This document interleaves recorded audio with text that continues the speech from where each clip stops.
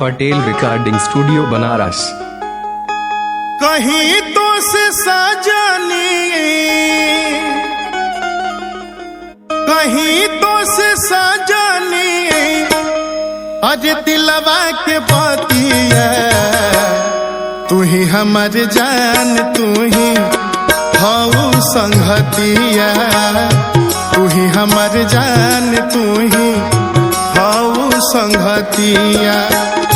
तोहरे बसल बाटे, तोहरे बसल बाटे दिल में सुरतिया, तू ही हमर जान हो, तू ही संगतिया, तू ही हमर जान हो, तू ही संगतिया।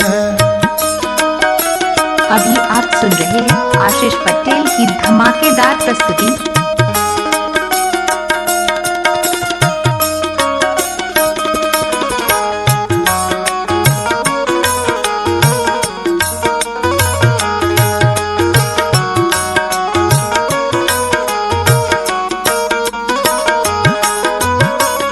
रूपवा अनूप तोहर बनवले विधाता,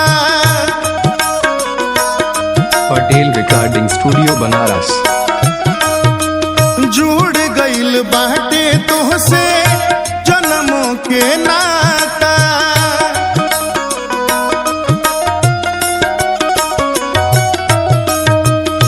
रूपवा अनूप तोहर बनवले विधाता, जुड़ गइल बाटे तोहसे जन्मों के नाता, जन्मों के नाता। तोहरे से शुरू दिनवा, तोहरे से शुरू दिनवा खत्म होले रातिया, तू ही हमर जान हो, तू ही संगतिया, तू ही हमर जान, तू ही हऊ संगतिया। अभी आप सुन रहे हैं आशीष पटेल की धमाकेदार प्रस्तुति। Mobile number 7071148089।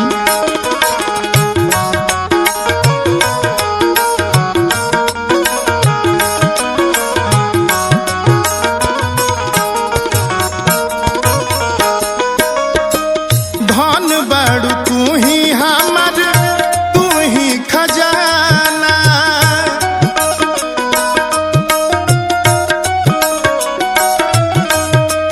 झील जस अखिया तोहर कैले बा दीवाना,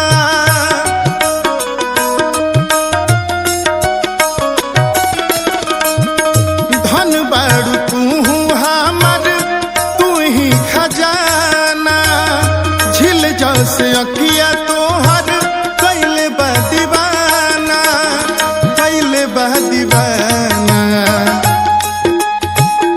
शुभम मनीष के जागल, शुभम मनीष के जागल, तोहसे किस्मतिया, तू ही हमर जान हो, तू ही संगतिया, तू ही हमर जान हो, तू ही संगतिया।